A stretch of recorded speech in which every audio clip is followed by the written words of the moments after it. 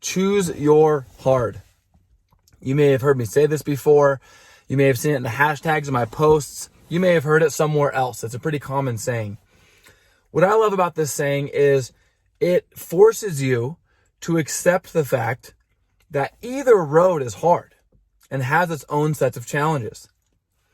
To not prioritize your health and fitness.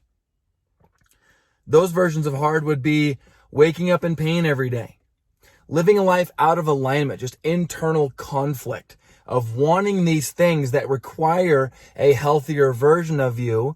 And you have this desire to want to make those changes, but every day you're deciding not to. Whether people admit that or not, it eats away at you on the inside.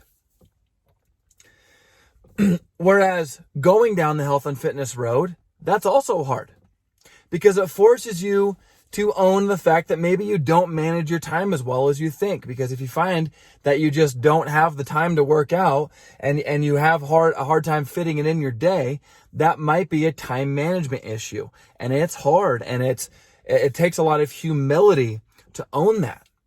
It's hard to work out. Like, let's be honest. Working out is inherently uncomfortable. It has to be in order to elicit the stimulus, the response that gets our bodies in better and better shape down the road.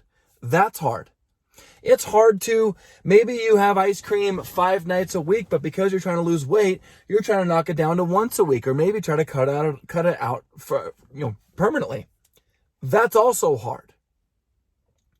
And so owning the fact, a lot of people think that we have this pleasure-seeking society out here, and we choose not to do health and fitness because it's not as hard.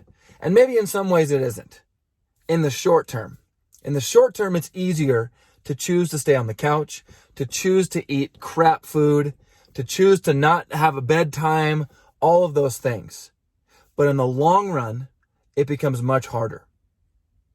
You either prioritize your health now, or you're in ways that are actually fruitful, or you are forced to prioritize your health in the form of medications and surgeries and doctor's visits. So choose your hard. It is a choice that only you can make for your life. It is not based on circumstance. It is not based on feeling. Remember, the EmpowerInc definition of discipline is the skill to act in alignment with our values and beliefs despite feeling or circumstance. So choose your hard. Both paths are hard. Which one are you going to choose today?